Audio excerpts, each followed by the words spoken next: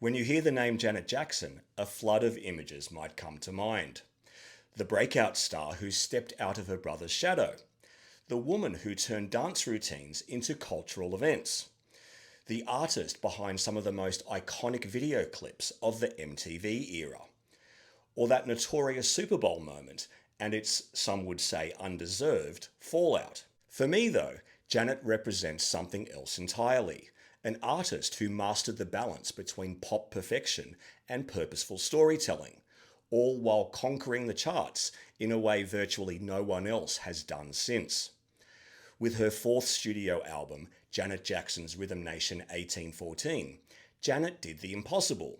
She delivered an album that was socially conscious, sonically adventurous, and still packed with so many hits that it spun off 7 top 5 singles on the Billboard Hot 100.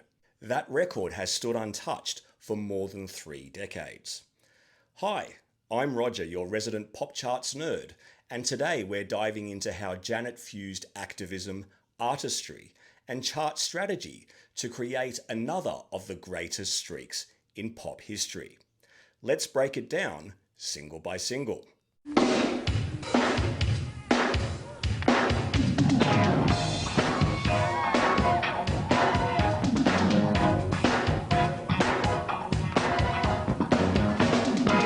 By 1989, Janet was already a pop music star thanks to Control. Her groundbreaking coming-of-age album, released in 1986, produced 5 top 5 singles, including the title track, the #1 single When I Think of You, and the sassy What Have You Done For Me Lately and Nasty. Control cemented Janet as more than Michael's little sister. But with Rhythm Nation 1814, she wanted even more. To be socially relevant, not just commercially hot. Label executives initially wanted Janet and her dynamic duo writing and production team, Jimmy Jam and Terry Lewis, to repeat the Control formula. As Janet recalled, a lot of people wanted me to do another album like Control. That's what I didn't want to do. I wanted to do something that I really believed in. I know we can't change the world single-handedly, but if for those who are on the fence, on that borderline, not knowing which way to turn, by listening to what I have to say, maybe I can lead them in the positive direction. The lead single, Miss You Much, wasn't a protest anthem. Instead, it was a thumping, dance floor-ready declaration of longing. Smart move. Hook audiences with something immediate before serving heavier themes. It debuted in September 1989 and shot straight to #1 on the Billboard Hot 100, where it stayed for 4 weeks, the longest running #1 during the 1989 calendar year. Miss You Much also topped Billboard's dance and R&B charts and dominated radio and MTV, thanks in part to Janet's now legendary chair dance routine in the video. This single announced Janet was back, bigger and sharper than ever. And here's some context for today's chart fans. In the streaming era, a blockbuster album by Taylor Swift, Kendrick Lamar, or Morgan Wallen can drop and instantly flood the Hot 100 with multiple tracks in the top 5, all in the very first week. But those are powered by 1-week streaming surges. Back in 1989, every single had to be worked individually with radio and physical sales. That's what makes Janet's 7 top 5s across nearly 18 months so remarkable. It was momentum built brick by brick, not overnight. And the next brick came in the form of the title track. Where Miss You Much was personal, Rhythm Nation was political, with its militaristic beats, call and response chants, and cinematic black and white video. Janet created a pop protest anthem about racial unity and social justice. Incredibly, this wasn't niche. It peaked at #2 on the Hot 100 in January 1990. Only Phil Collins's Another Day in Paradise kept it from the top. Jimmy Jam has said that songs like this came directly from watching TV news, seeing poverty, injustice, drugs and crime, and wanting to write something that spoke to those issues while still connecting as pop songs. Label executives worried it might be too pointed for mainstream radio, but Janet insisted. The title track helped define the album's identity, and its brilliant music video remains one of the most memorable in pop music history. All the videos that I've seen from this album are in black and white. Why? I thought about doing it in color. The record company, they begged me to do it in color, but I didn't want to. I wanted it to be in black and white. For one, it's very dramatic, and for the main reason was all of us being in the video, we're all different shades of gray. There's no this color or that race or this way. We're all different shades of gray, and that's what was really important to me. After a heavy anthem, Janet pivoted smartly. Escapade was sunshine in a bottle. Carefree, melodic, almost Motown-esque. Inspired by Martha and the Vandellas' Nowhere to Run. It was designed for maximum radio friendliness, as was its euphoric, whimsical, carnival-themed video clip. The gamble worked. Escapade soared to #1 in March 1990 and stayed there for 3 weeks, also topping the dance and R&B charts, as did the previous 2 singles. It showed off Janet's versatility. She could command the dance floor, deliver a message, or provide pure escapism, all within 3 single releases. All Right leaned heavily on New Jack Swing, the hottest sound of the moment. With its funky horns and street party vibe, it kept the album's energy alive. The video, featuring Sid Charisse, Cab Calloway and the Nicholas Brothers, was a tribute to old-school showbiz flair of the 1930s and 50s. On the charts, it peaked at #4, proof that even mid-run, Janet's singles were guaranteed top 5 material.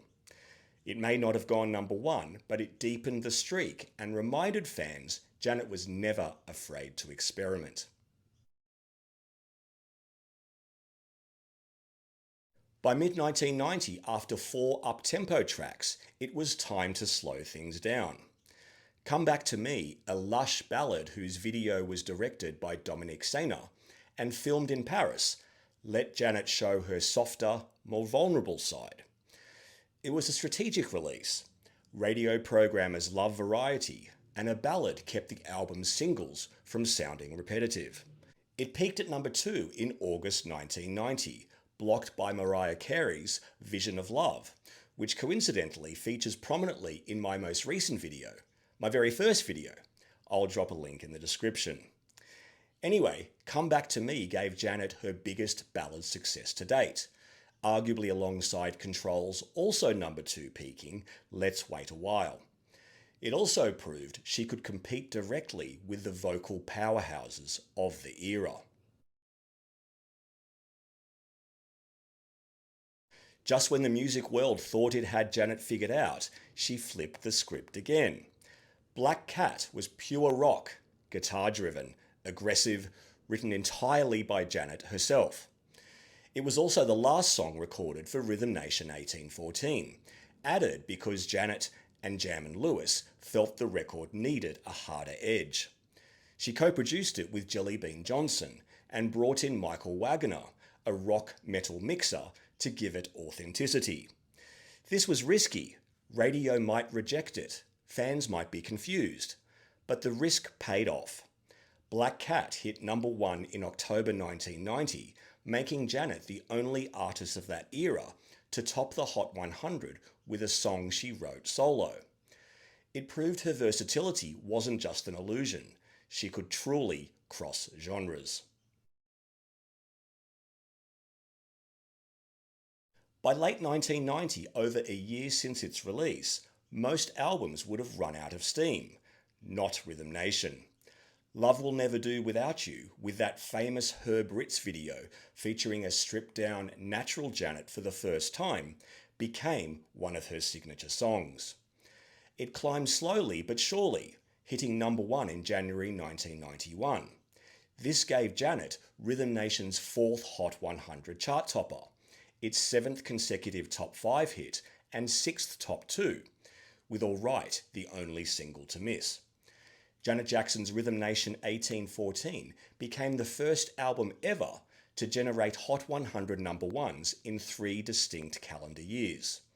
And Love Will Never Do was Janet's 13th consecutive single to top at least one of Billboard's key singles charts: pop, dance, R&B, or adult contemporary.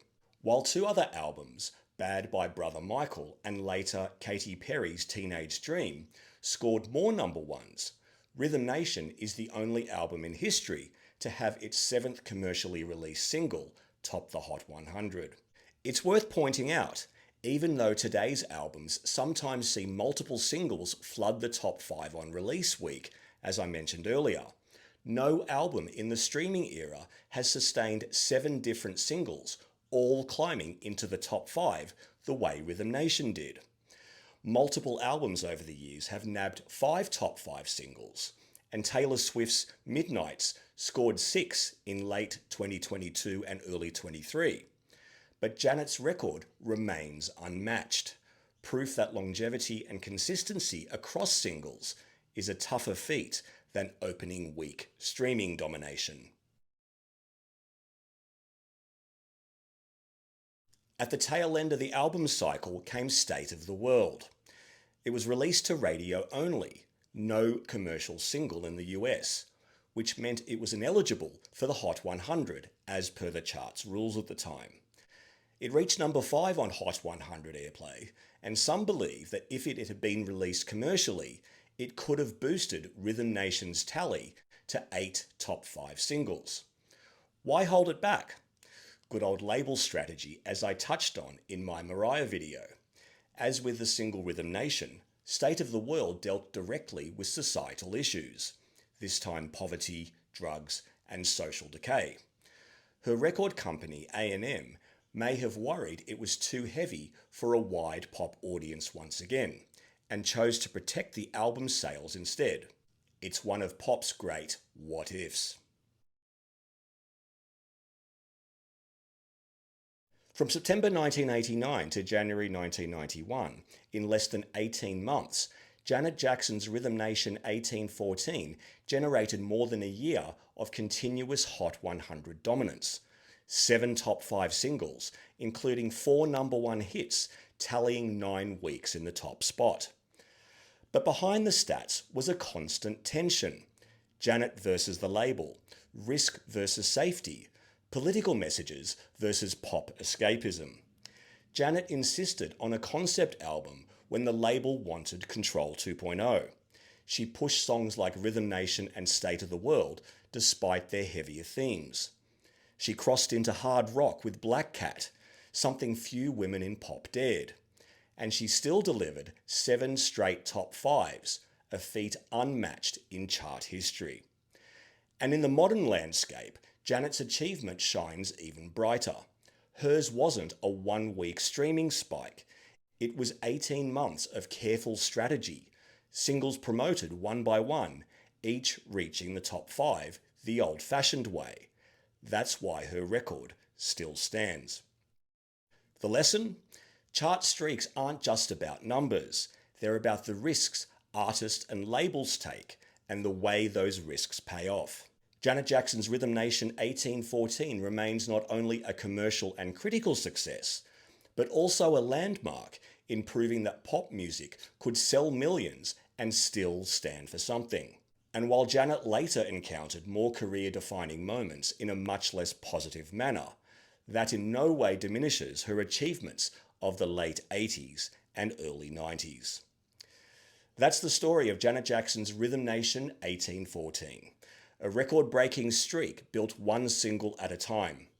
7 top 5 hits, 4 number 1s, and a legacy no streaming era flood has ever truly matched. If you've enjoyed unpacking this era of pop history with me, make sure to hit like, drop a comment with your favourite Rhythm Nation single, and subscribe for more deep dives into the numbers behind the music.